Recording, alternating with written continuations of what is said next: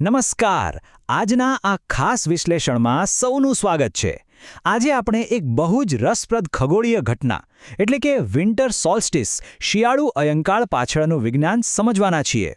કોઈ પુસ્તકીય જ્ઞાન નહીં, પણ એકદમ સીધી અને સરળ ભાષામાં.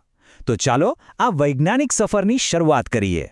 ક્યારે એવો વિચાર આવ્યો છે કે શિયાળાના અમુક દિવસો કેમ આટલા બધા અંધકારમય અને ટૂંકા લાગે છે? કલ્પના કરો, સવાર માંડ પડે છે અને બપોર થતાં જ સાંજનો અહેસાસ થવા લાગે છે. મનોવૈજ્ઞાનિક રીતે આ દિવસો આપણને થોડા થકવી દેનારા લાગી શકે છે, ખરું ને? કારણ કે દિવસ ક્યારે શરૂ થયો અને ક્યારે પૂરો થઈ ગયો તેની ખબર જ નથી પડતી.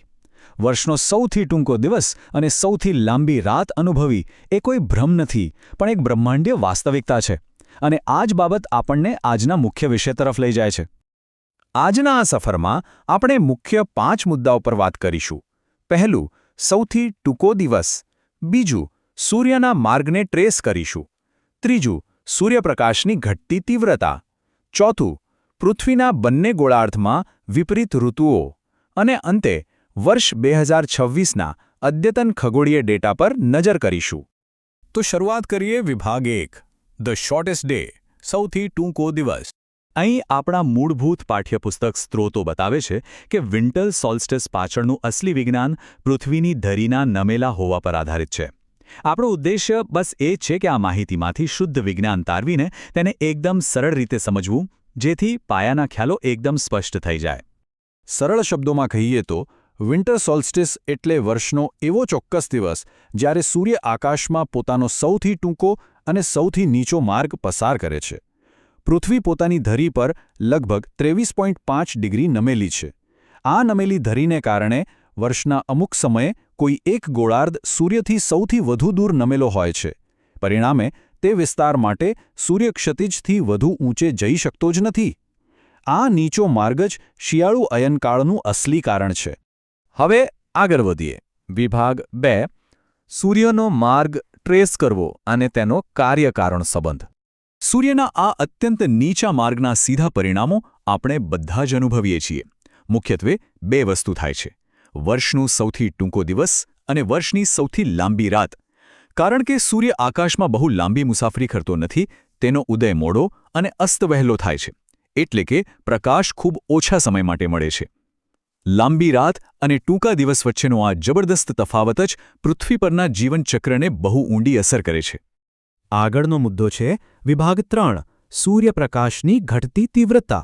જ્યારે સૂર્ય આટલા નીચા ખૂણેથી પ્રકાશે છે ત્યારે પૃથ્વીના તે ગોળાર્ધમાં સૂર્યપ્રકાશની તીવ્રતા આખા વર્ષમાં સૌથી ન્યૂનતમ હોય છે. આની પાછળનું વિજ્ઞાન સાવ સરળ છે. જ્યારે પ્રકાશના કિરણો સીધા પડવાને બદલે ત્રાંસા પડે છે ત્યારે તે વિશાળ વિસ્તારમાં ફેલાઈ જાય છે. આ ફેલાવાને કારણે પ્રકાશની ગરમી અને ઊર્જા વહેંચાઈ જાય છે અને મંદ પડી જાય છે. એટલે જ સૂર્યનો તાપ જમીન પર સાવ નબળો પડે છે અને આપણે એ કડકડતી ઠંડીનો અનુભવ કરીએ છીએ. વિભાગ 4, ગોળાર્ધ અને ઋતુઓ બંને વચ્ચેની વિપરીત પરિસ્થિતિ. ગ્રહોની આ ગતિવિધિ ખરેખર એક અદ્ભુત વૈશ્વિક પરિસ્થિતિનું નિર્માણ કરે છે. જરા વિચારો, જ્યારે ઉત્તર ગોળાર્ધમાં કડકડતી ઠંડી અને અંધકારમય શિયાળો હોય છે, બરાબર એ જ સમયે દક્ષિણ ગોળાર્ધમાં સમર સોલ્સ્ટિસ એટલે કે ઉનાળુ અયનકાળ ચાલતો હોય છે. પૃથ્વી પોતાની ધરી પર નમેલી હોવાને કારણે જ્યારે ઉત્તર ધ્રુવ સૂર્યથી દૂર હોય છે ત્યારે દક્ષિણ ધ્રુવ સૂર્ય તરફ નમેલો હોય છે. એટલે કે એક તરફ વર્ષનો સૌથી ટૂંકો દિવસ અને બીજી તરફ વર્ષનો સૌથી લાંબો દિવસ. પ્રકૃતિનું આ સંતુલન ખરેખર કમાલનું છે. અને હવે છેલ્લે વિભાગ 5, 2026ના કેલેન્ડર માટે ચોક્કસ ખગોળીય ડેટા.